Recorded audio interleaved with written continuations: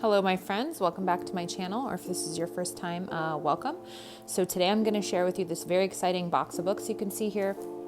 And I want you to guess before I show you how much it cost for all these books that I got at the library bookstore. And actually it had this one too. So I was able to get this entire box bundle for $5. Crazy, right? And they actually have like a lot of these boxes of books. There was one with books from the 1800s, believe it or not, the last two times we went, because it's a really big location and they clearly get a lot of volume of books. So they're not even able to like process them or house them or whatever. So I showed restraint and only got one. And my plan is to pick out the ones I want to keep and bring the rest to a park day and give them to people, or even free little libraries. So the first book, my daughter, who is 8 years old and in second grade, actually pulled this one and has been reading it, as you can see her bookmark. And so it's, oh, interesting, an aunt from Canada. You can kind of see the description. So I just wanted to show that one. And then that was one of the books in there. And then we'll just start and go from there. So Turtle in Paradise. Interesting. And these are all Newberry award winners. Folks have always told me I look like Mom. Our eyes are different. I think the color says a lot about them. Let's see what this says. Oh, interesting. 1936.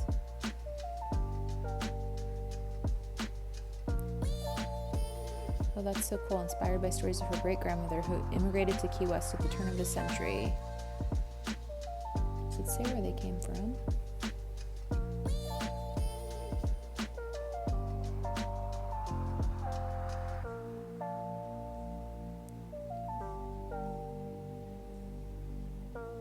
Immigrated to Key West, so it doesn't say.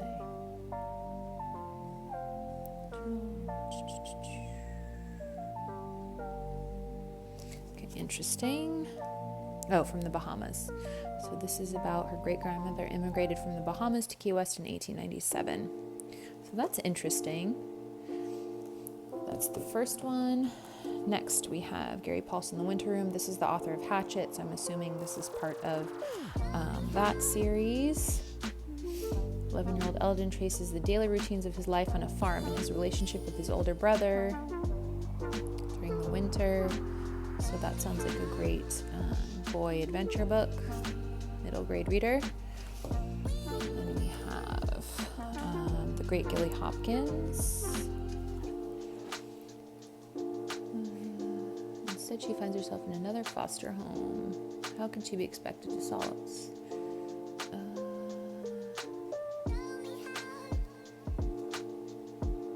Sounds kind of like a less fun version of, what is that book called? The one where, what is that book where she has the hair and Pippi Longstocking? That's what it reminds me of, except like less positive. Rascal. This one looks like one of the books from Beautiful Feet for American history. And it's about a boy's friendship with a raccoon, it looks like. That's cute. So another probably great book for boys in particular. So this is one of the two books why I bought this bundle. And it's kind of funny to buy an entire box of books just to get two of them, but the prices at this shop are actually usually very high. So this would probably cost like $4. So I felt like, well, if at least I only get those two, it's probably even a better deal. So in 1867, Otter travels from the Three Willows village in China to California. Stranger among other Chinese in his new land. He's expected to see a land of gold fields. He sees only vast gold whiteness. Otter's dream is to learn all he can, take technology back to the Middle Kingdom, and free China from the Manchu invaders. Oh, Otter and the others board a machine that will change his life, a train for which he would open the Dragon's Gate. So, and also Lawrence Yep is one of the authors of not only these books, but he wrote a couple of American Girl books. So I'm assuming he was just a prolific writer during that time. But we've read, I think The Earth Dragon Awakes is on the list for the California history curriculum, California out of the box. And we also have, we finished the one, I can't remember what it's called. I think it's also by him, but it's about the railroad camp. Something else about a train is in the name, and we really liked it. So I was thinking this could be a good read. And then next, also by Lawrence Yep, Dragon Wings. Moonshadow was 8 years old when he sailed from China to join his father, a wind rider in America. He lived in San Francisco doing laundry. By the way, there's a very prominent Supreme Court case about the laundries in San Francisco and Chinese history and racial discrimination, if you're interested. That's just a tangent. Over time, Moonshadow grows to love and respect his father, believe in his wonderful dream, willing to endure mockery of the other Chinese, poverty, separation, and a great earthquake to make his dream come true. And one thing that I noticed about this was it says the year when it took place. So this one is about in 1903, and this one takes place in 1867. So I'm guessing because there's these two books that this is probably a series. So that's something that I want to look into more. But if you guys are also interested, look into that. All right, then we have Jerry Spinelli, Maniac McGee. And this is about how fast he could run. Oh, Inside the Park Frog Homer. The thing he was best known for was what he did for the kids from the East End and those from the West End. This is his story. Interesting. So that looks like a interesting free reading type of a book. Bridge to Terabithia. If you have never heard of this book, it ends kind of tragically, so definitely look that up in advance. I didn't know that until I was watching the film adaptation with my kids, and I was like, why would people ever read this book? Oh, see, terrible tragedy, but very magical and whimsical, very commonly assigned.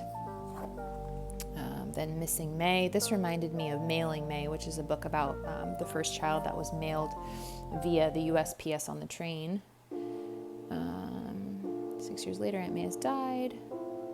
She's afraid something will happen. Set off in their search. So that's cute. Oh, and then see, like, this is a $2 book. Oh, we could actually look how much were these books. So this book was $3 and this one was $3. So look, these two books, if I bought them, would cost more than this entire book. That is how this place does its selling. Okay, Light at Turn Rock. This is assigned by Bookshark, I think, in one of their levels. That's cool. It's about a lighthouse. Lighthouse keeper doesn't return. They realize not going to return in time for Christmas, so that's cute if you want like a Christmas tale, I guess. Or just a book about a lighthouse. Pictures of Hollis Woods. There's no description on this one. Let's see if there's a little preview in here.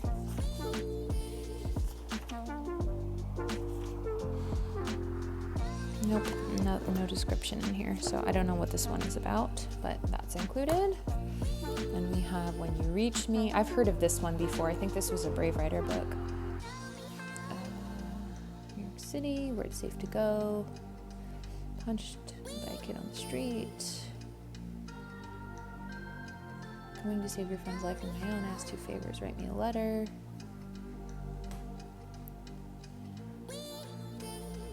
Oh yeah, I remember this one. Okay, so that is that book. Oh, and it, by the way, this one says reading level 4.9. That means 4th grade, like the end of it, and 8 to 12-year-olds.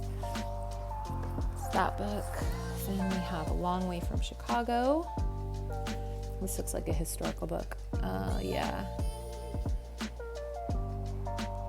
So this takes place during the Depression.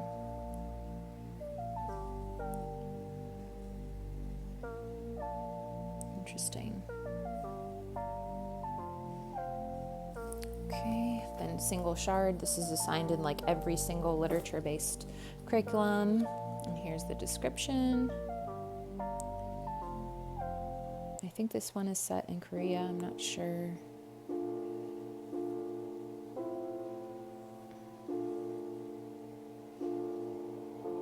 Korea or Japan, I think. Next, we have Sing Down the Moon, and Scott Odell is also another prominent writer in this space, and it looks like this is a historical fiction. Yes, okay, so it's about the Navajos. Poignantly moving first-person story about Navajo life in the mid-1860s. So this is one of the types of books that I would want to read for our history, and I don't know if Scott Odell is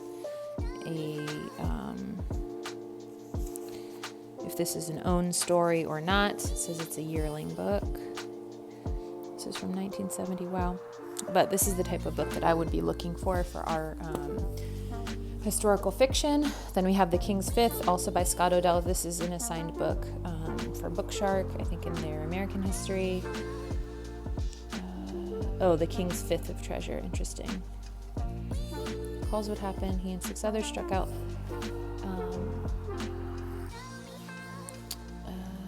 It's about Zia.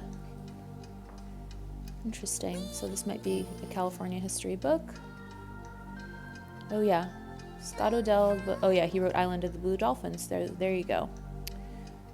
And he's from California. And Julian has really good apple pie if you've never been there. I haven't actually had it, but I've heard. So this might be part of the Zia series, which is, I think, the girl in the Island and the Blue Dolphins. Okay, my daughter wants this book, so let me show you it. Surviving the Applewhites.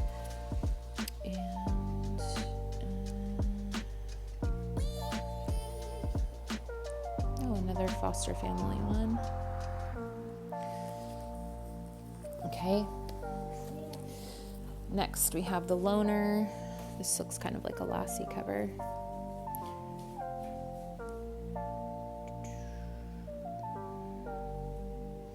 Okay, almost no information what this one is about, because these are the older books, so I guess that's why they don't have the description. Belle Pratter's Boy.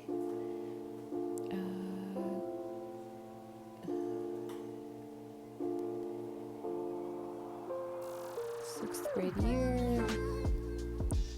So it's like another fictional reading book.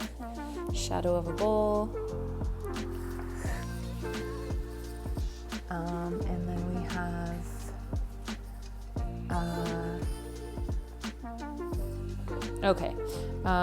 so this is Shadow of a Bull. Oh, he's the son of a matador in Spain. Interesting. So this sounds like a good book for like a novel, or not a novel study, for like free reading. And The Westing Game, this is a Build Your Library 7th grade book, I think.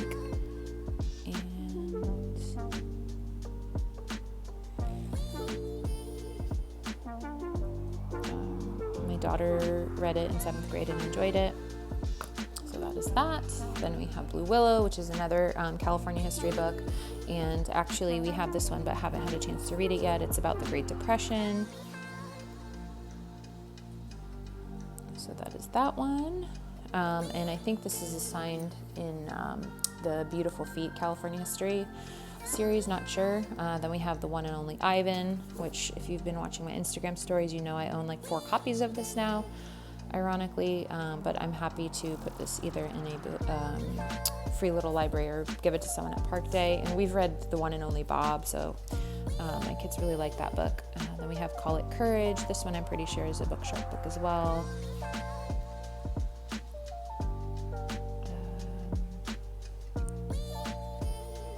This is kind of like the whole Moana vibe.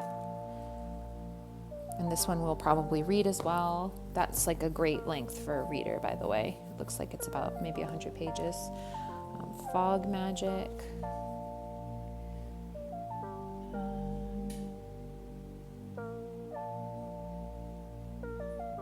Interesting.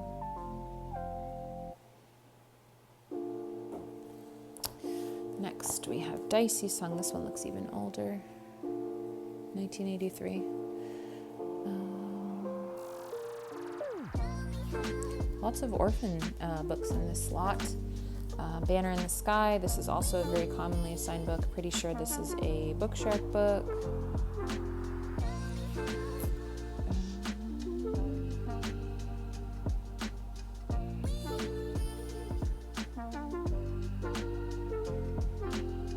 based on author's personal experiences with details from the original ascent of the Matterhorn. The story has authenticity, atmosphere, and excitement. So that's another adventure tale. Would be great for probably a middle grade boy or any child, but I'm just saying.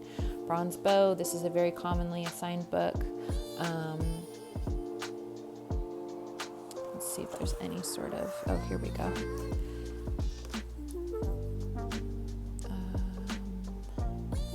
Lovely. Nice and violent. This is actually, I think, a 6th grade book for Book Shark.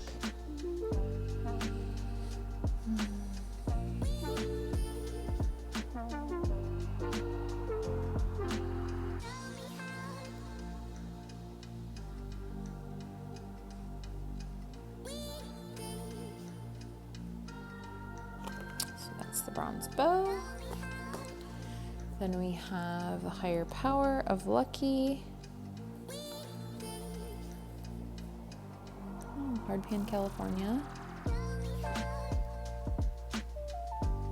Another orphan book.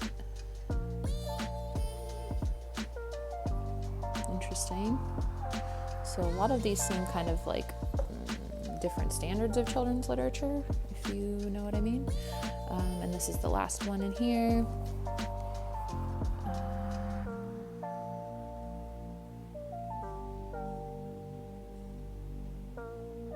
Let's see if there's anything in here. Here we go. Okay.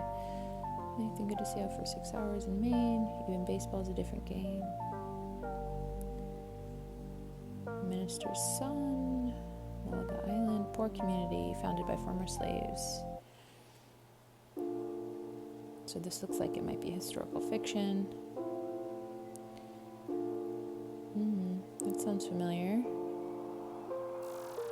Save Its People. Oh, based on true events. So this is historical fiction. And very interesting. So that is all the books I was able to get for $5. Pretty exciting.